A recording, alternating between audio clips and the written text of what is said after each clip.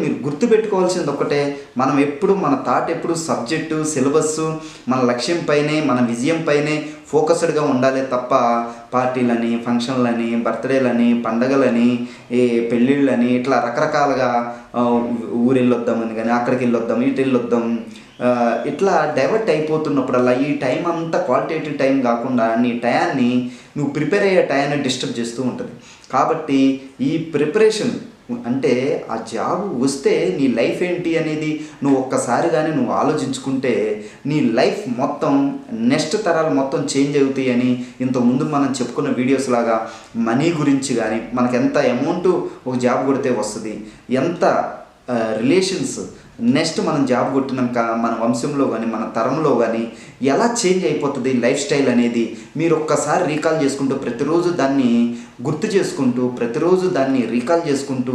ఉంటే మీరు ఆ కాన్సన్ట్రేషన్ మిస్ అవ్వరు, ఆ పట్టుదల అనేది మిస్ అవ్వరు, ఆ లక్ష్యం కానీ ఆ జాబ్ కొట్టేంతవరకు మీ తపన అనేది కానీ మీ ప్రయత్నం అనేది ఆపకుండా ఉంటారు. అలా ఆపకుండా ఉన్నవాళ్ళు కంపల్సరిగా మీరు అనుకునే లక్ష్యాన్ని మీరు ఛేదించగలుగుతారు అనేది మీరు బాగా గుర్తుపెట్టుకోవాలి.